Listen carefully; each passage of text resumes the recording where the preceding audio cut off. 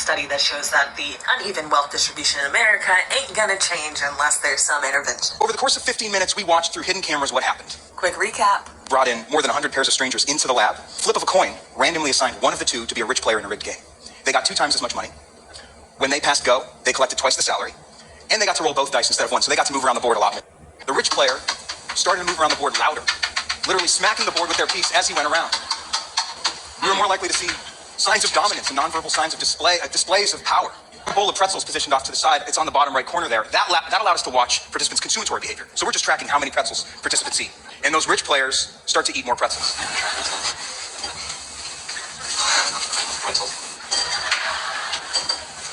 One of the really interesting and dramatic patterns that we observed begin to emerge was that the rich players actually started to become ruder for the other person. More likely to showcase how well they're doing. I so much money to take for him. I'm gonna buy out this whole board. You're gonna run out of money soon. You're pretty much untouchable at this point. Here's the mind-blowing part. After the study, the researchers asked the winners about their experience. Not a single one of the rich players attributed their win to luck, to the flip of the coin.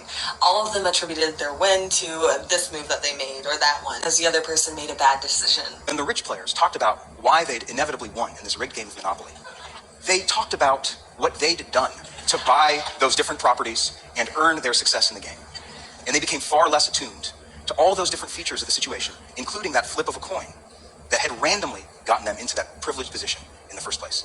And that's a really, really incredible insight into how the mind makes sense of advantage. The study was conducted at the University of California in Berkeley. It was conducted all over the world in places like Europe and South Africa with very similar studies and very similar outcomes. It can be used as a metaphor for understanding society and its hierarchical structure, wherein some people have a lot of wealth and a lot of status, and a lot of people don't. They have a lot less wealth, a lot less status, and a lot less access to valued resources. And what my colleagues and I for the last 7 years have been doing is studying the effects of these kinds of hierarchies.